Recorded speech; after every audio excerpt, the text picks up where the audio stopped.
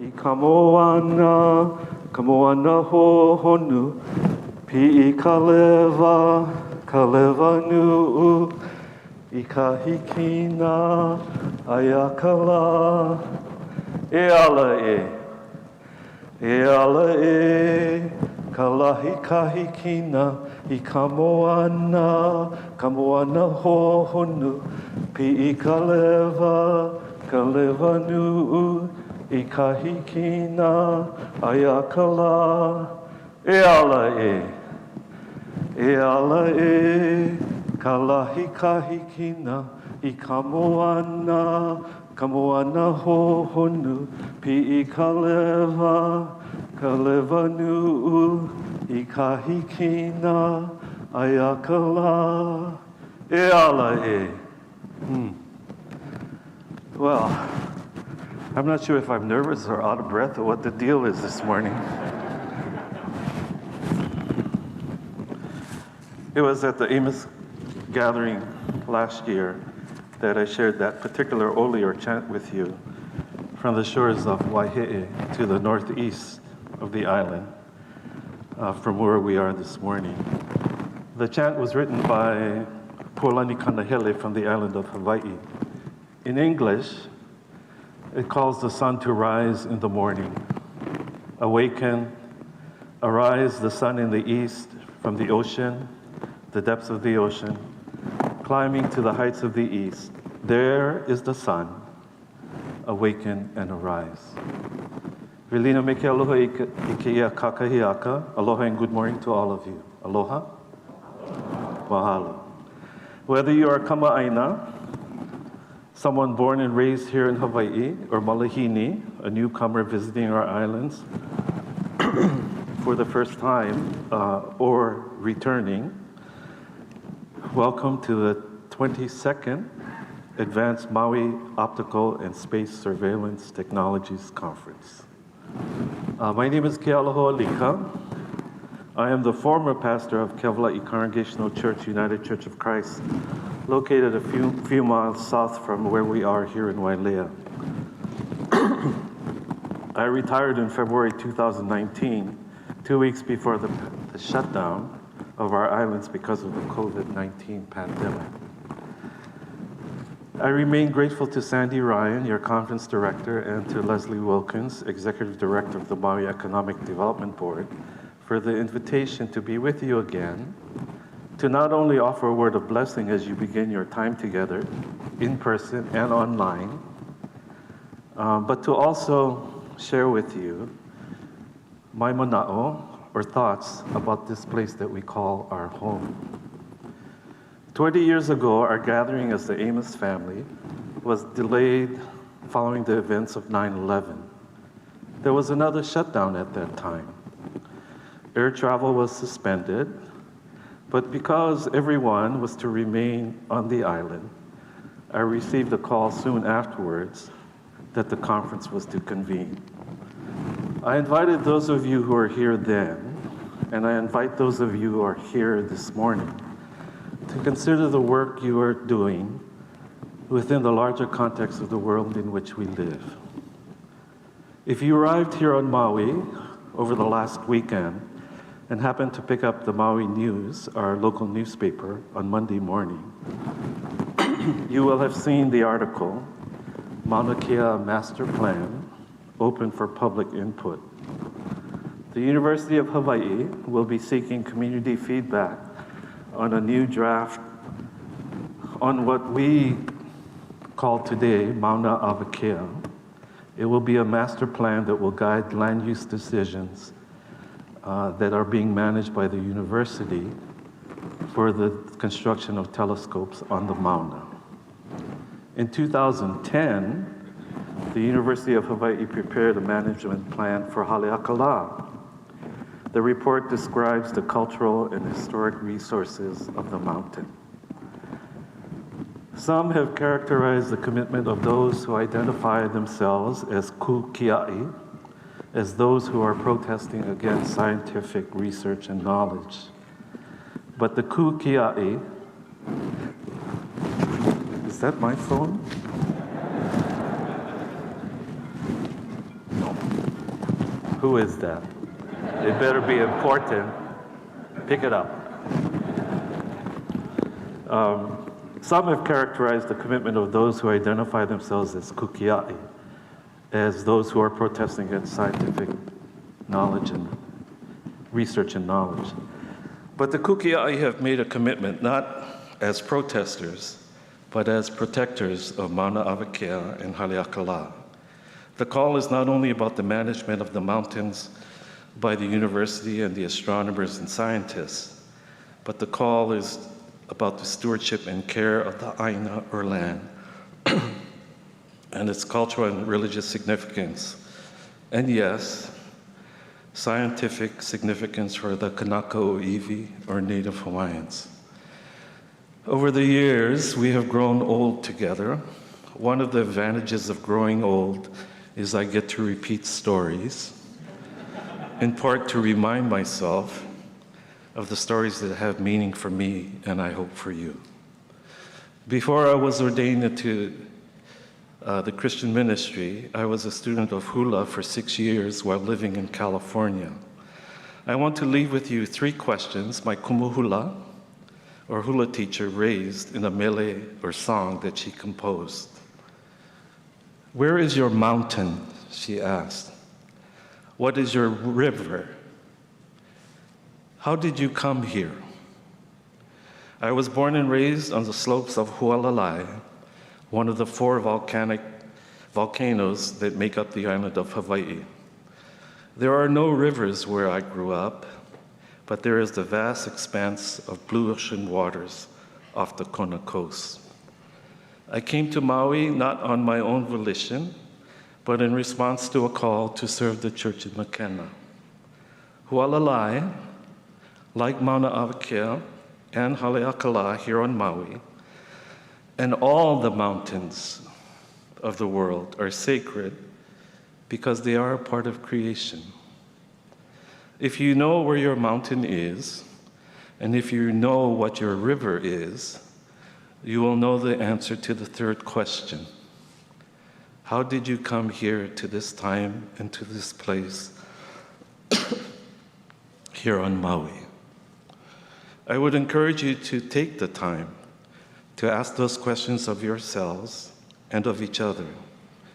It may seem a bit indulgent, since science is about observation and the facts gleaned from those observations. But beyond what we do, beyond what you do, it is equally important to know who we are, the places where we were born, and the cultures which nurtured us. Whatever your religious or spiritual commitment or tradition may be, we gather here as people of goodwill. The blessing always, each time that we gather, is with the lauki, the tea leaf, and the vai. In the old days when I was serving the church in Makena, I would bring water from the ocean. Since I live in Wailuku, the water comes from Iao Valley. The lauki is a symbol to keep you safe in your coming and going. The vai, or water, is to clear the way as you begin your time together, that you may grow in knowledge and wisdom and to know the difference between the two, yeah? So Leslie, she's my bowl holder. Your assistant. My assistant. Let's see. So we're doing the 6-week, or close to it. Every year I gotta be sure I don't short any of the technology that's here. He po mai ka I ne au I ki ia aha halavai o Amos 2021. I loko ka inoa o kia kua. We offer a blessing for this year gathering, the 22nd Amos conference here on Maui. I've shared this many years, over many years. In Hawaii, we always say aloha. And it's meant to be a greeting that we don't shout, but that we say to each other, yeah? So if you think of Alo as the center of the universe, the cosmos, some of us say God. If you think of the heart of God, and if you think of Ha as breath of life, when we say aloha to each other, what we do is we offer the gift of this life from the heart of God. Yeah? So I say to all of you who are here, aloha e, aloha e, aloha e, aloha.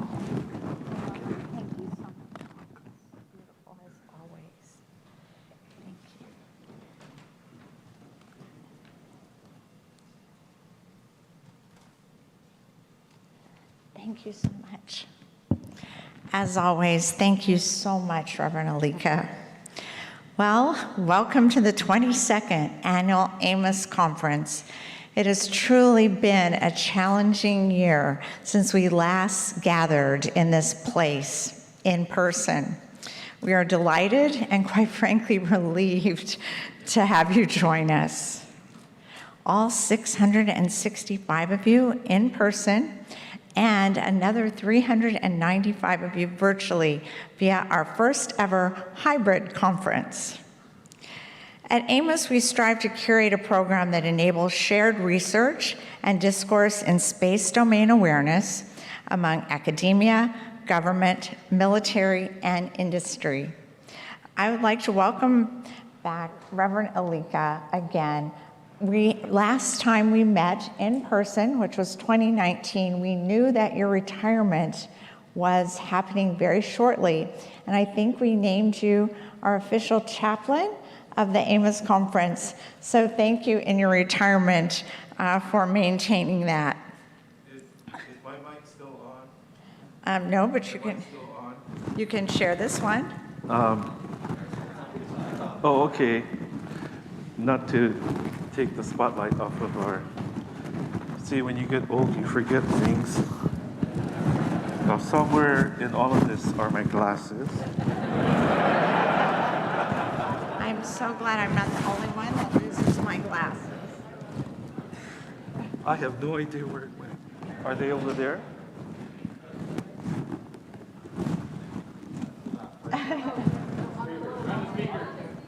Oh, right there. I have to have cataract surgery. Can you imagine?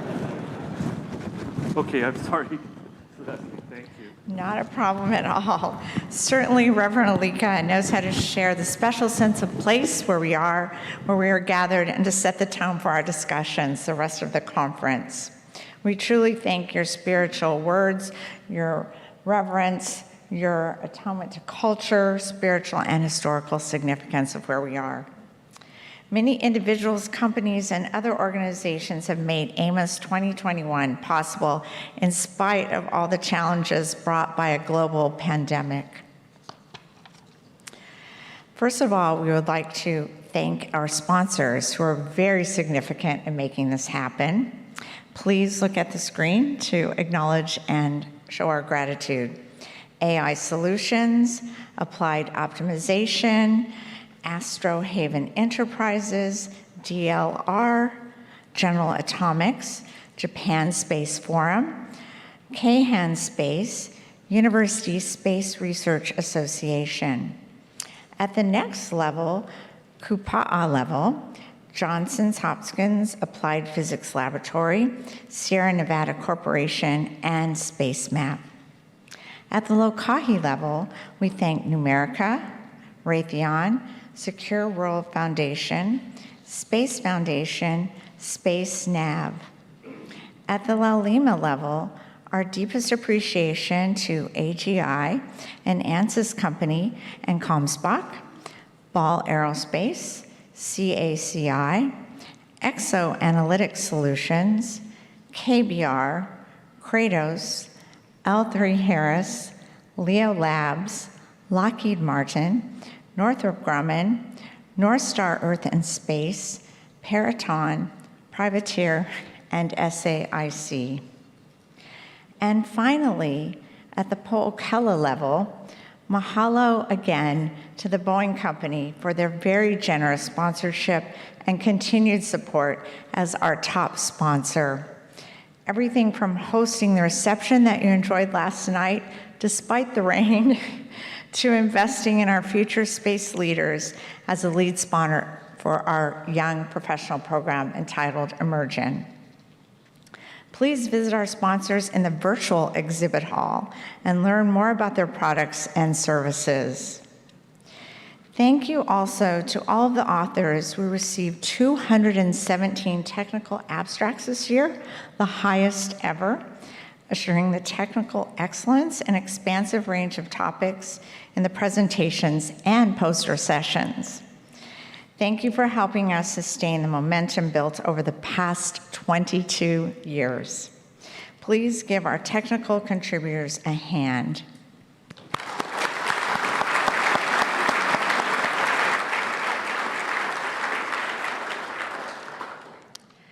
The fourth annual EMER-GEN, a joint initiative of the Amos Conference and Space Generation Advisory Council, welcomed 36 young space professionals for a 2-day and a half professional development experience anchored by one-on-one mentoring by industry leaders. Cohort presentations will be provided on briefing tomorrow morning. You're not going to want to miss this. They'll give an update and overday of their 2-day immersive session. We have relied on the experience and guidance of our conference co-chairs, Paul Kervin and Darren Nishimoto, who are seated right in front of me, to make the best conference yet. Paul and Darren, thank you so much for your continued commitment to the Amos Conference. Would you please stand and be recognized?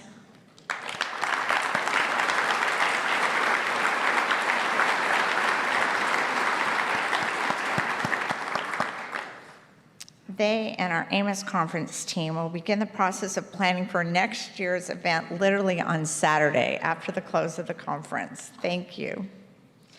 A very important partner of the Amos Conference and Maui's innovation sector is, of course, the Air Force Research Laboratory. Commander Lieutenant Colonel John Zingarelli, would you please stand? Also known as Zing. Thank you.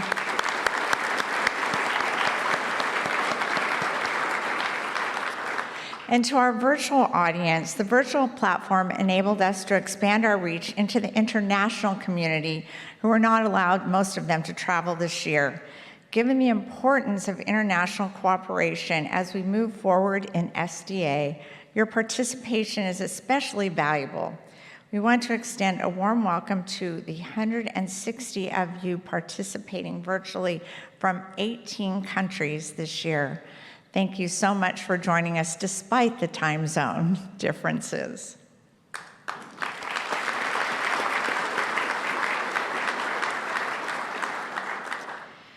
And first and foremost, I have a personal thank you, and I know you all join me in thank you our MEDB conference management team, led by Sandy Ryan, Amber Hardwick, Annette Lynch, and Leilani Ventura.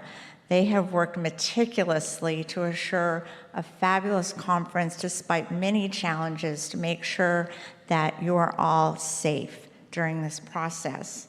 And we couldn't do that without our long-standing partnership with the Wailea Beach Resort Marriott for their gracious hospitality as they are working to assure also our safety as we continue the conference. And finally, our mayor, who trusted us to maintain those health and safety standards and gave his blessing to proceed for this conference. Every year, we ask for your feedback, and we use it. As I mentioned, we'll start the planning process on Saturday. Would you please take the time to share your comments, your recommendations, because they are the guiding insights that will shape Amos 2022 to assure we remain your preeminent conference in space domain awareness. Now it is my pleasure to help set the stage for another Amos milestone, our opening keynote by a female commissioned officer helping us break the glass ceiling once again. please help me welcome to the stage Brian Weeden of Secure World Foundation, one of the Amos Conference long-standing partners, who will be introducing her as well as moderating brief questions and answers following her remarks. Thank you again for persevering to be here, and may we have the best conference yet. Be well, be safe.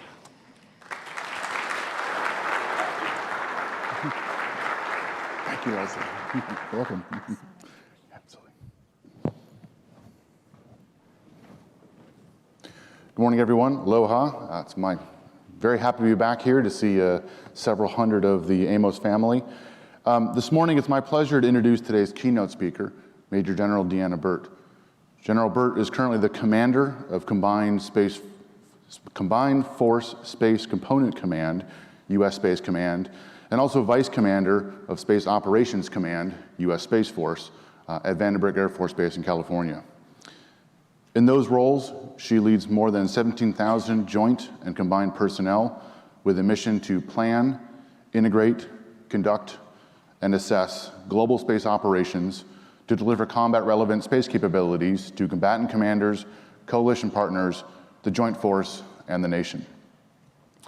Major General Burt entered the Air Force in 1991 through the ROTC program, go ROTC, and her career is deeply steeped in various operational leadership positions. On a personal note, I had the pleasure of interacting with her a few years ago at a small luncheon event in DC. At the time, she was commander of the 50th Space Wing, and I was impressed by her operational knowledge of all things space and the way she was able to translate that in a warfighter perspective. As mentioned, General Burt has graciously offered to take questions at the end of her remarks. To ask your questions, please go to the virtual platform link on your phone or other device. Under this current live session, you should be able to see then a Q&A section. You should be able to type in your question, put it in there, and see the others that are up. So when she's done with her remarks, I will be going through those and taking a few minutes to ask her those questions. So with that, I will exit, and General Burt, the stage is yours.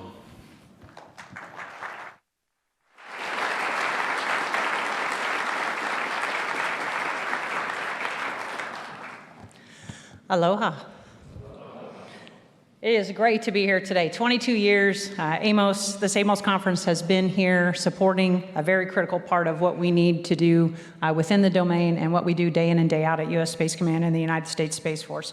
So I just want to say thanks to Amos for inviting me today to speak. I'm honored to be a keynote speaker. I've been to Maui before, but I'm really embarrassed to say this is my first time at the Amos conference. I was never senior enough to go. My bosses always went. I was typically home covering the yard and the work happening back at home and didn't get to go. So just so I don't feel too alone, are there any other first-timers? Woot, woot. All right, all right. No, and seriously, I love to see all the new faces, and that's what's unique about this conference. It brings old and young together to talk about a very critical mission area and where the domain is going and how we continue to keep the free and fair use of space for all. So it's important that we continue to pass on the information from old to young and how we do this business and how we can continue to improve.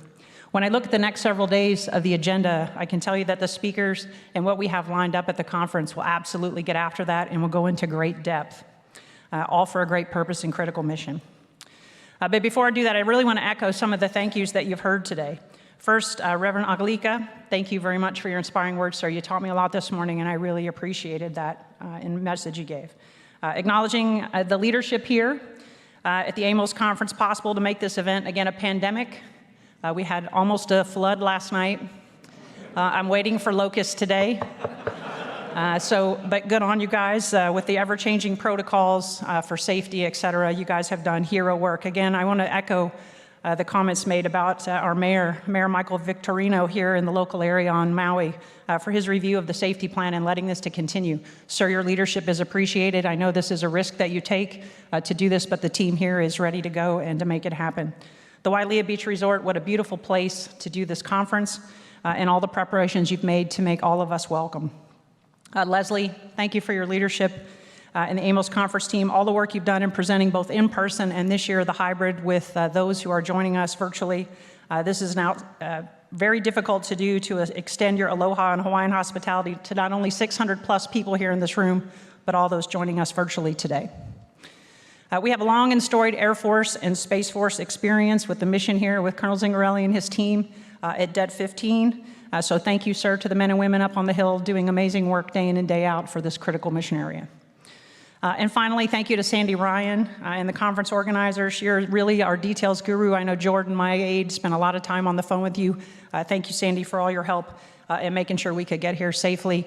And I could stand up here and talk with any coherent capability this morning with the schedule, so thank you. I'd like to give all those people a round of applause, please.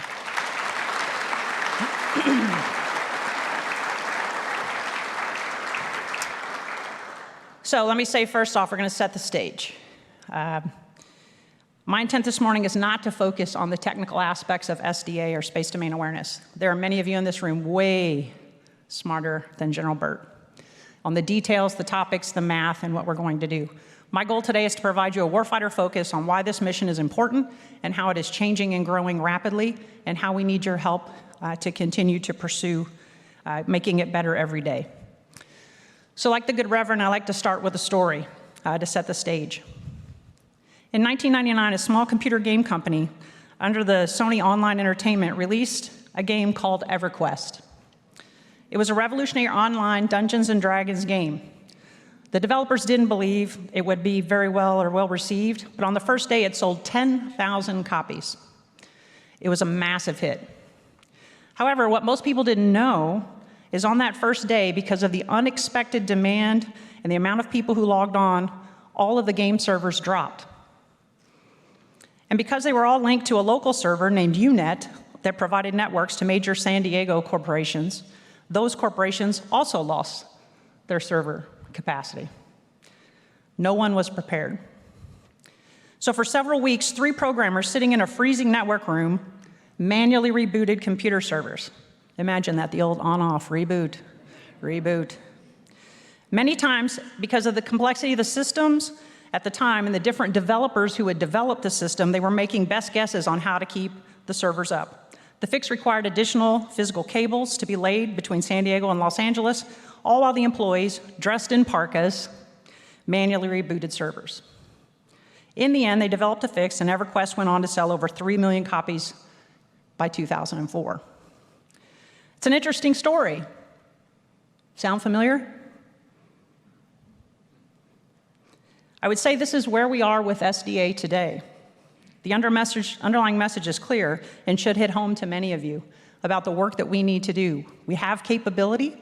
We're working many disparate projects and efforts, and operators like myself and at the Combined Space Operations Center and at the National Space Defense Center are working very hard to stitch those things together in a very manual fashion in some cases with humans in the loop. Not where we need to be based on what I'm going to tell you has been happening over the last few years. Our current SDA framework is designed many years ago as a result of the Cold War, using the rules and norms established by the Department of Defense. Since the end of the Cold War, we have seen a peace dividend in the domain, but a greater dependency for our fielded forces utilizing space capabilities to increase their lethality and efficiency, and by our citizens, frankly, in everyday life. Space is critical and vital to the American way of war and the American way of life, and to the globe. So that is not gone unnoticed by our strategic competitors, as we have seen over the last decade. As a result, space is no longer a peacetime domain. It is a warfighting domain. Our competitors see the importance of space to our military operations and are looking for ways to take that advantage from us. To that end, our strategic competitors have already launched weapons into space, starting with the Chinese ASAT in 2007. Now, on a more positive note, so that may sound gloom and doom, as you would expect any military officer to stand here and tell you about threats. I'm also very excited about the recent explosion of the last 5 years of commercial launch. And as a result of that commercial launch explosion, that has lowered the cost of entry to space and has been a huge bonus to both the military and to commerce. Lowering the cost of entry has enabled space commerce to include proliferated LEO, mega constellations, and now the birth of commercial human spaceflight. Both the increase in the threat on one hand and the increase of commercial capacity and commerce will continue to stress our current SDA framework. How do we protect and defend while at the same time enabling free and fair use for all? So let's talk about each of these aspects in depth. First, I want to talk about how the space domain was born. And as I said earlier, it's born out of the government and the military. So think about this in comparison to the other domains. The sea, land, and air domains were all born from exploration, commerce, and trade. These aspects established the initial rules and norms in each of those domains. However, as the domains matured, as we realized ways to militarize the inventions or create military systems to support, protect, and ensure the continued use of the domain. So let's think about it. Henry Ford builds a car. Gets us travel, we start to build a road system, we go across this great country, Department of Transportation, the rules and norms of how you travel the road. The military looks at a car and says, I see a tank. We armor it up, we put weapons on it, and we use it in the land battle. Orville and Wilbur, at the middle of World War I, began to build an airplane and successfully fly it. We recognize in World War I, wouldn't it be great to fly over the battle space and do intelligence, surveillance, and reconnaissance? Oh, hey, look, wouldn't it be great to drop a bomb on those bad guys? Hey, how about there's other planes now launching. I need to put guns on my plane to shoot down the other planes so they can't bomb our forces. So all of these domains developed through exploration, through invention that was then found to have a military utility, or a military utility was created in order to continue to protect the domain. Not so with space. From the beginning, it has been militarized and seen as a threat. Sputnik, Yuri Gagarin, and the Soviet threat pushed the US to develop military systems from the beginning. While industry and inventors helped us develop those capabilities, the cost of entry was so high that it had to be built in the military government space because they were the only ones who could afford to build those capabilities. That impacted the operations, the norms, the rules, and how we have established the domain until this point. As I mentioned, at the end of the Cold War, we had a peace dividend. As a result, we began to use space systems designed for strategic purposes for more tactical purposes, as seen in Desert Storm. We took missile warning capabilities meant for strategic missile warning of ICBMs coming over across the poles from Russia, the former Soviet Union, to now be used for tactical missile warning in the Scud hunt and warn fielded forces of incoming missiles, and also in return for Patriot batteries to shoot those down. A fledgling PNT constellation, GPS, that allowed us to work across a featureless desert and do the incredible left hook that we saw in the desert. And lastly, the communications that allowed us to connect the force for centralized command and control and decentralized execution through seamless connections. I entered the Air Force, as you heard in my bio, in 1991 at the end of Desert Storm. So I've spent the last 29 years of my career looking at how to build this experience that we've gained in Desert Storm and how to continue to perfect it to ensure space capabilities are integrated into the joint multi-domain fight. And we are the best in the world. Fast forward to operating enduring freedom, and you will see how good we are. Imagine special operations forces on donkeys with laptops calling in precision-guided munitions on deeply buried targets and putting them in a hole, one right after the other. All enabled by space and critical to what we do. Our competitors are watching that, and they've recognized our space advantage and started developing ways to take that advantage from us. As I mentioned earlier, in 2007, the Chinese launched a ballistic missile with a kinetic kill vehicle that collided with one of their own non-operational Chinese weather satellites at an altitude of 863 kilometers, or 534 miles in space, completely destroying the satellite. The destruction created a cloud of more than 3,000 pieces of debris, the largest ever tracked. And much of it will remain on orbit for decades, posing a significant collision threat to other space objects in low Earth orbit, to include the ISS. The Chinese have also placed a satellite on orbit with a robotic arm capable of grappling with satellites to damage them or push them into unusable orbits. Similarly, the Russians have completed multiple anti-satellite tests in the last few years and have launched what we refer to as the Russian nesting doll in low Earth orbit.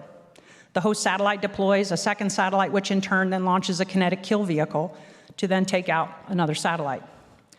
The Russian nesting doll was launched and shadowed one of our high-value assets last year. Both countries also have very robust ground-based kinetic and non-kinetic capabilities in the form of lasers and jammers. So let's be very clear, the threat is here. It is on orbit, and we are at risk. And as a result, as a nation, we developed United States Space Command in August of 2019 to address that threat and to begin looking if a war should extend into space, which none of us want. You can see from 3,000 plus pieces of debris, we're still dealing with that problem. Not something we would like to see happen. But if it does, our job is to fight and win our nation's wars. And a war that extends into space does not mean that it is a space solution. It will require a joint, multi-domain response of how we would deal with a threat that goes into the space domain, which is why a combatant command was established in order to address that and work that across the other combatant commands on behalf of the nation. But in the midst of all of these threats, as I mentioned, there's the renaissance of commercial space and the explosion of commercial space launch. Currently, we track roughly 34,000 objects on orbit, with about 7,000 plus of those being active satellites. Colonel Burt will give you a deeper dive on the exact numbers in his presentation tomorrow, but I'm really not wrapped around the numbers more than to think in big swaths. In 2020, the number of those active payloads surged over 50% from the previous year. 1 year, 50%.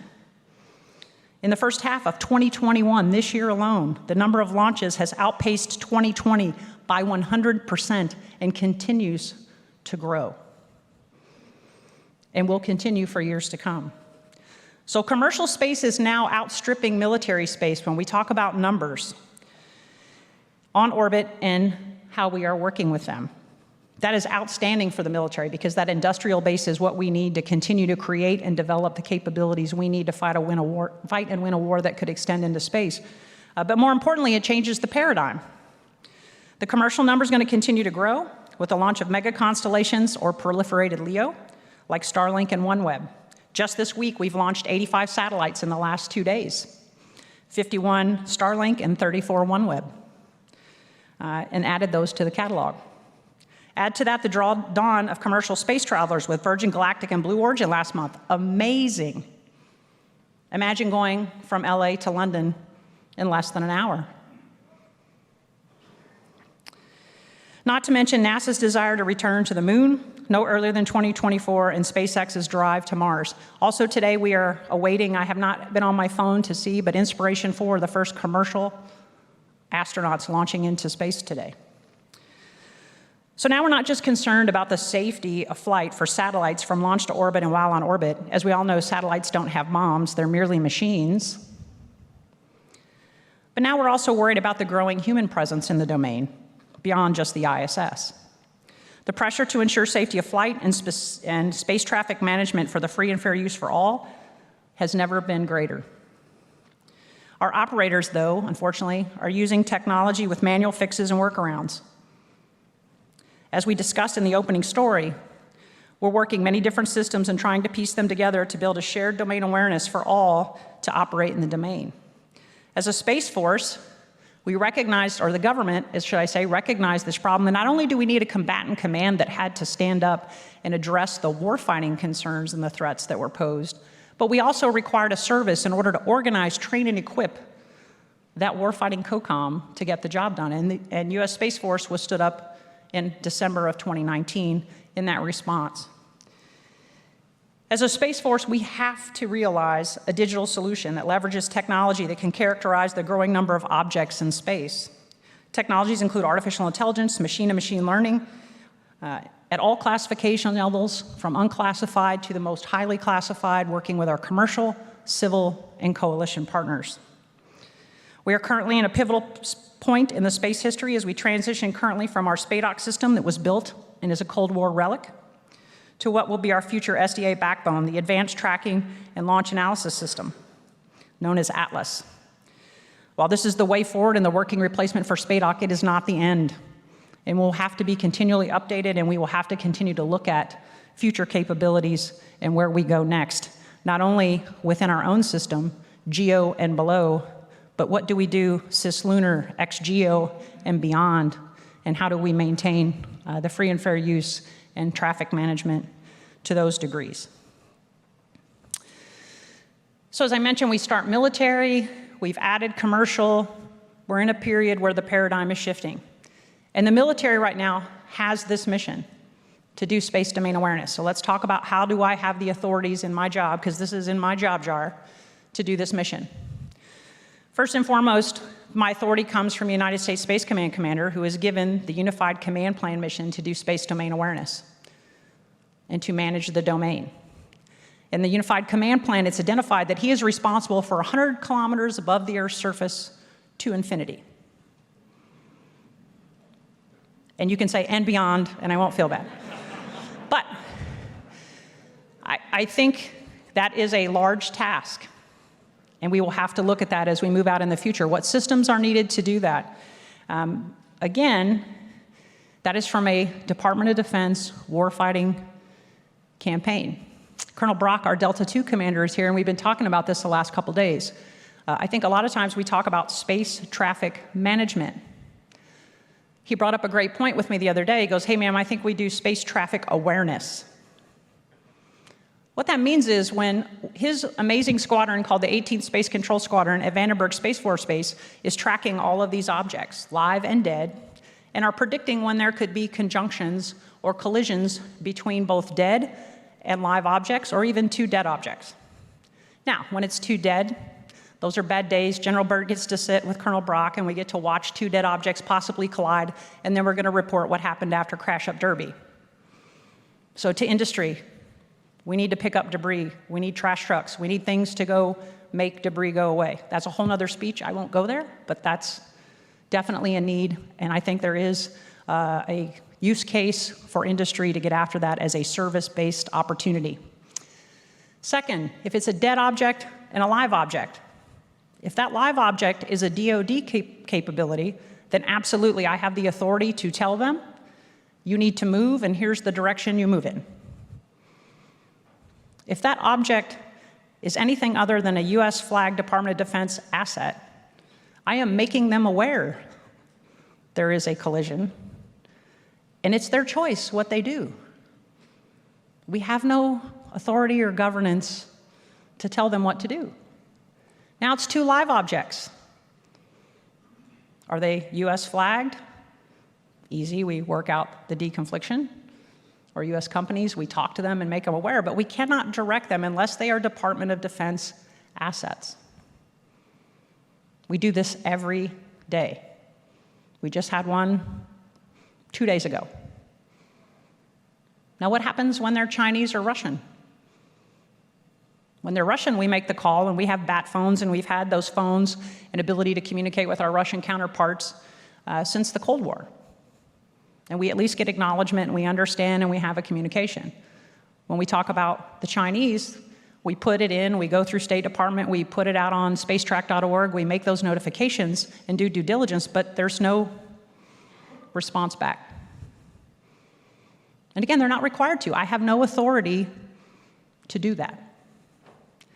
So this speaks to, now that commercial and other countries have grown in the domain, what is the governance structure? Who do we need to bring this on? And the government, Congress, has delegated that in an NDAA, a National Defense Authorization Act, that the Department of Commerce would be the FAA for space. This would bring us into a normalized domain by having a civil organization, both for the United States, but as well as that could grow internationally, that would allow for the creation of how we would do space traffic management. And in this case, the word management applies because they would have the governance and authorities. So think about the FAA. There are millions of air lanes across this country of how we put thousands and millions of satellites, or aircraft, through our airspace. The FAA licenses commercial. They make sure that aircraft are airworthy and they can fly and do the things they need to do. They direct them on a daily basis. And if someone differs from that, they're fined, held accountable, and as required, in the case after 9/11, if an aircraft drifts into a place over our country where it's not supposed to be, the military is called in to address it. So there's governance, there's authorities, that are agreed to both in our country and internationally with the Federal Aviation Administration. How do we get to something similar in the space domain? We heard this conversation a lot at Space Symposium, the concern over the Kelso effect with proliferated LEO. SpaceX just signed 25,000 satellites, or asked for 25,000 satellites with the FCC in low Earth orbit. That's a lot of satellites. So the concern is, do you have a situation where you're not managing your satellites properly and you have so many of them that you absolutely bump into each other if you're not doing precise station keeping? You then create debris and a ripple effect that affects the entire orbit. And I was asked, hey, General Burt, what's your opinion? I go, well, I can have an opinion, but I don't have any authority to do anything about that. I can have an opinion and try to influence the government and say, on behalf of General Dickinson and to the Congress what we need to do, but they've identified who owns this. We need to get Department of Commerce set up. We as a Department of Defense look forward to Department of Commerce taking on this mission and standing up, and we stand ready shoulder to shoulder to help them do that and to be successful. And why is that important to the military? This would allow for an important distinction. It would allow the separation of the civil to the military requirements that we have in our domain, just like in every other domain. This would allow U.S. Space Command to focus on space domain awareness, which we translate into battle space awareness, and how we would fight and win a war that extends into space. This would let us look more at patterns of life. What are common and uncommon maneuvers in operations? What is a norm? And if we defined what is a normal behavior, then how do we define what is hostile and could be considered a threat against our resources? How do we develop this level of intelligence and awareness of the domain that goes beyond just safety of flight and enters the realm of indications and warning to protect and defend the assets we have on orbit? That is when we will have realized a normalized domain. Having a civil entity that runs commercial and civil traffic and allows for the free and fair use for all and has governance and authority to make those things happen, and a military that is focused on how do we protect and defend the critical space assets that both our military, our nation, and our way of life depend on every day.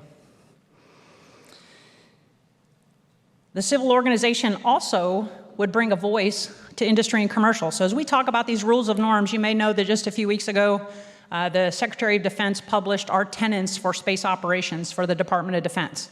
Those are the tenets I've been operating on in the 29 years I've been a space operator since its inception.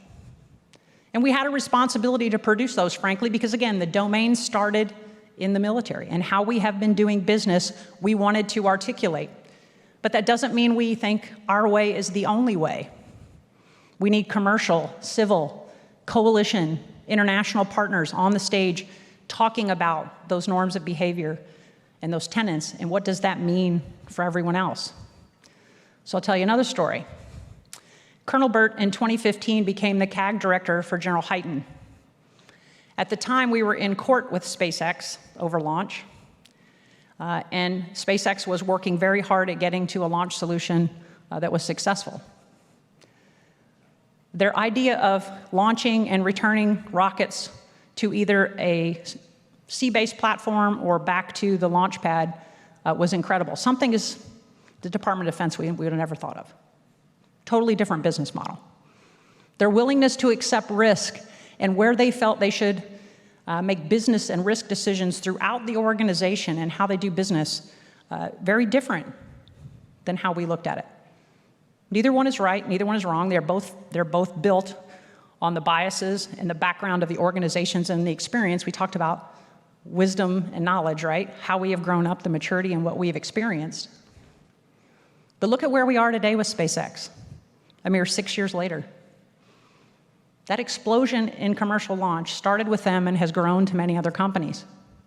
Why? Because we as a government got out of our way and let industry tell us a different way of doing this. It has saved us tremendous amounts of money. It's been very valuable to us. Now just imagine if we extend that out into space domain awareness and how we do this business on orbit. There may be a different way of doing this. There are technologies that all of you in this room are developing that will help us do this better. And again, will reduce the cost and the burden on the military doing these things. So we can focus on the things only we can do, which is killing and breaking things.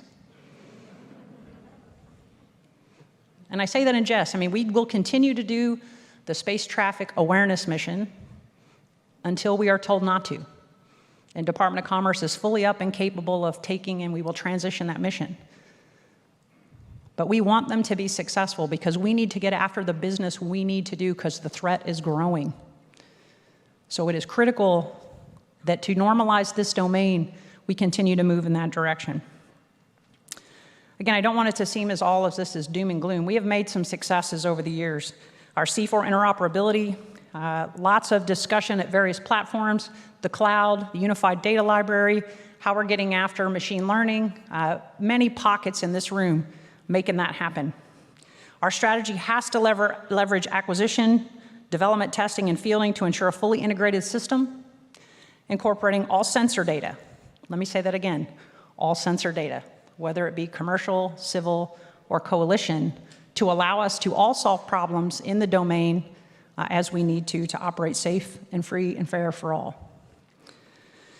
So it should be evident to all of you that the many successes that come out of the mission area start in this room and from this conference, and many ideas and connections that are made happen right here at this conference. Each of you should be proud of the progress we have made. However, we as joint warfighters with our partners, international community, and the American people need more from us. And don't forget, the adversary demands more. We have work to do, but I'm certain with the expertise in this room, we will get there and we will win. It has been an honor to talk to you today on this subject. I really look forward to your questions and enjoy the rest of your conference. Fights on.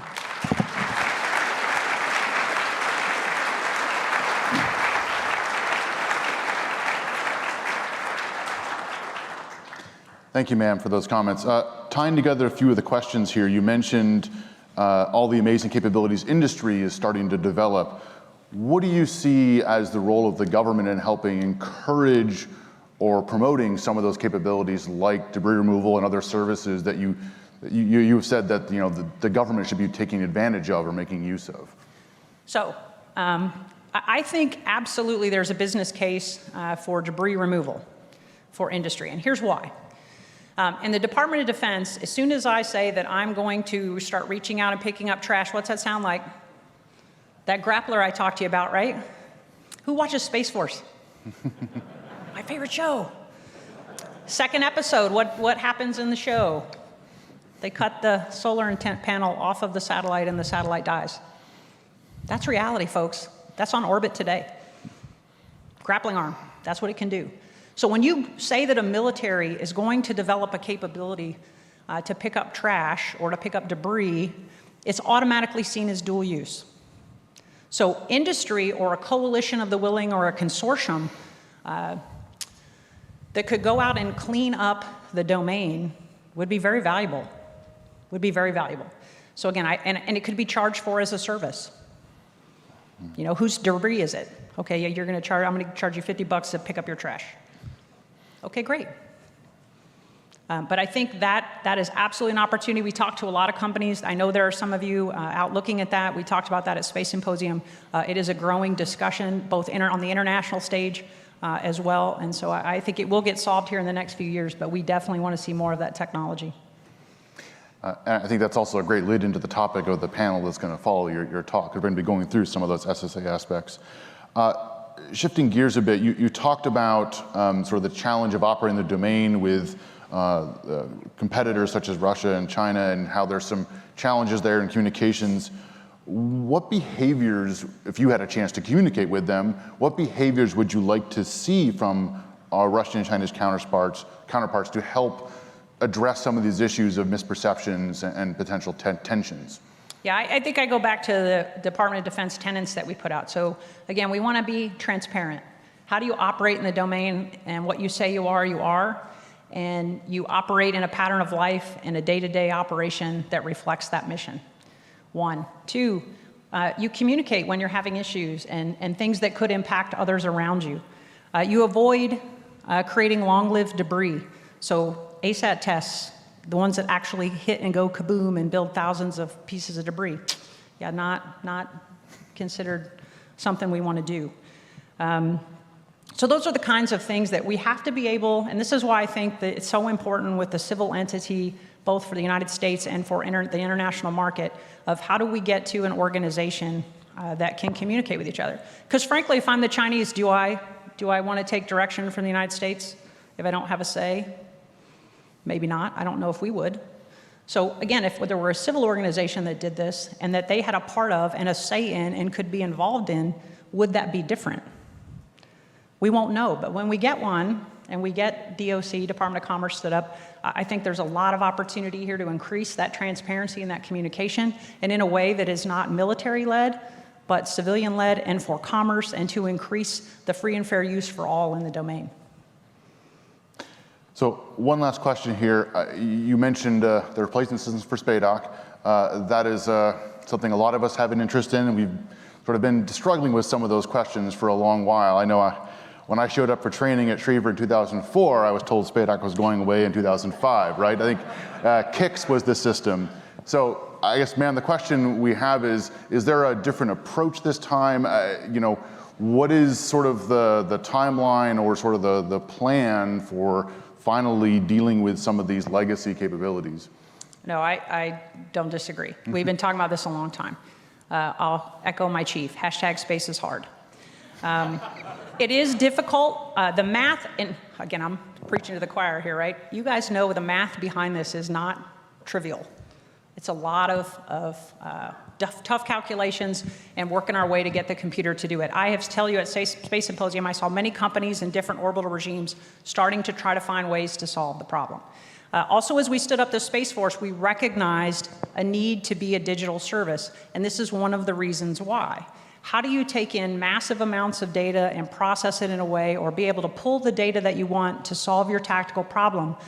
You don't need all the data, you need the right data. And how do you make all the data available, discoverable, and at the right classification that it can be pulled rapidly within tactical timelines, used to create and calculate a solution and present it to the operator in order to meet the requirements. And Colonel Burt will talk again more about how that happens in our protect and defend mission and why those capabilities are going to be happening in seconds in order to avoid some of these threats with indications and warnings and how we would do that.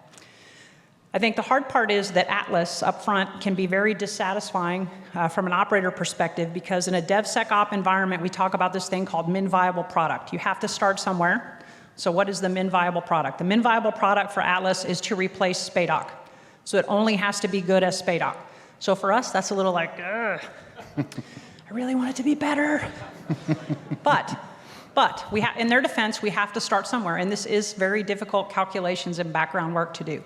So how do we bite this off such that we are creating applications on a common chassis that will allow us to build the capabilities? There are 14 specific capabilities that it needs to build in order to replace SPADOC. But that doesn't mean we stop, as I said, with replacing SPADOC. I firmly believe that Colonel Brock's operators and our guardians, who we are also training to be supercoders and to enter a digital age, will get after this problem once we give them the tools and the capacity to program and reprogram capability. We have made a shift. The Space Force was born in the digital age. We have the opportunity, clean slate, to build a service that leverages all of those capabilities. How do we do that? Industry delivering us a common chassis. And now we're talking about software, not hardware. That was the industrial age. There will still be exquisite systems where we need very exquisite hardware and capability, but we need to move to software-based ground systems, satellites, and receivers, so they can be reprogrammable and respond in the enemy timelines. An enemy cracks my crypto, hey, great, I got reprogrammable crypto. Hey, enemy, you voted, I beat you again, let's keep going.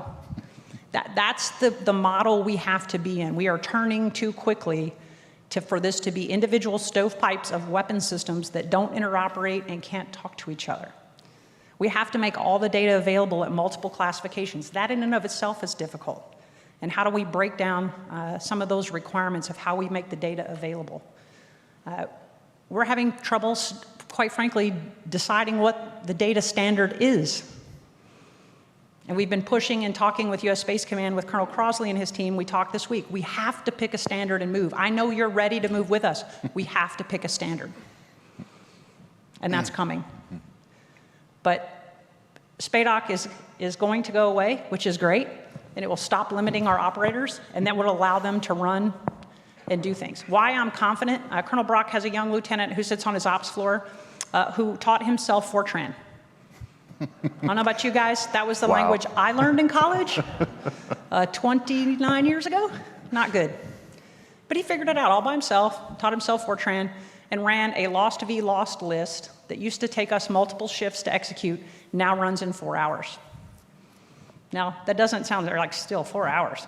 There's still work to do there. But the fact that he figured that out all on his own initiative, those are the guardians we are looking for. Those are the people in the Space Force.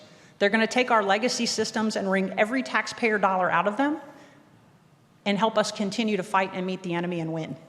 And that's what we need, is that focus. So I would say to all of you who are doing DevSecOps, DevSecOps is not the contractor and the acquirer in the room. I love you guys. There's got to be operators, shoulder to shoulder, going, hey man, that doesn't work for me. Hey, I don't really care how pretty the screen is. What does the math do? We get fixated on GUIs. No. What does the math do? Does the math work? Do we get there? How do we close? Those are the things we're looking for and that we need your help with. And so again, when someone ever says to me, DevSecOps, I go, show me your operator. And they go, no, well, I have this blue suit person. No. Do you have an operator? That's an acquirer. They're awesome. They build great systems and they're engineers. But you need the operator actually doing the mission to give you how we're going to do this. And oh, by the way, this is a 30-day cycle. This isn't years and years and months to deliver capability. This is a DevSecOps, operator in the loop, iterating on a 30-day rotation. And how do we get to the test in the processes that we as operators need to be comfortable with accepting, and that 75% is good enough, and we're going to keep moving to the next evolution. That's hard for us culturally, but it's just as hard for our acquirers and industry to wrap their head around as well. Maybe not as industry as much as all of us old dogs like me who've grown up in a different way. But long answer, but definitely a lot of work to do. So what I heard is that Colonel Brodeur is responsible, and we should all, make him, ask him all the hard questions. Yes, make sure you talk to Colonel Brodeur and talk to Mark Brock. Both of those guys are the two guys you should talk to. Thank you very much, man. Please join me in thanking sir.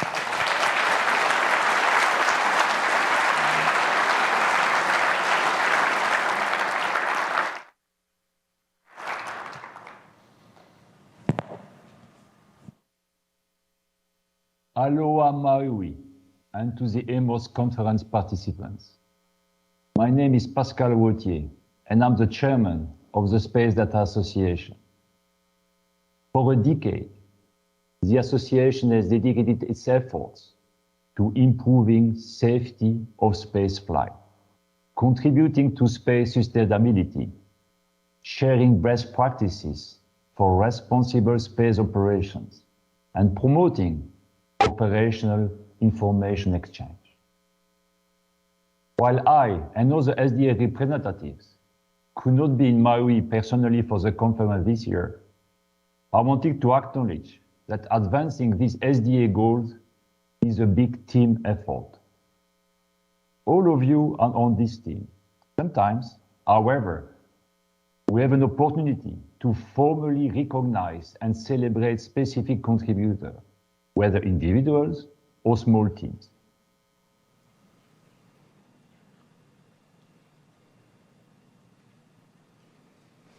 All right. So, at this point,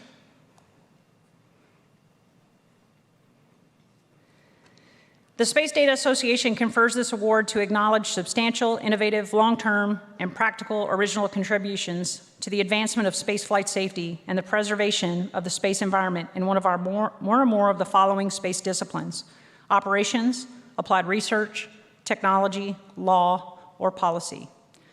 Dr. Kelso, our award winner today, served in the U.S. Air Force for 32 years, during which time he became known for his contributions in space operations, space situational awareness research and applications, creation of technology, application systems, and processes which enabled fusion and use of satellite operator data, establishment of the Space Data Center, and tools to improve understanding of space situational awareness. TS has ensured that satellite owner-operator data, SDA, CSPOC data products are exchanged and understood by many satellite operators working with them and our government space domain awareness experts to promote the best operational practices. I am pleased to present the Kelso Award for Space Safety to its first recipient TS Kelso.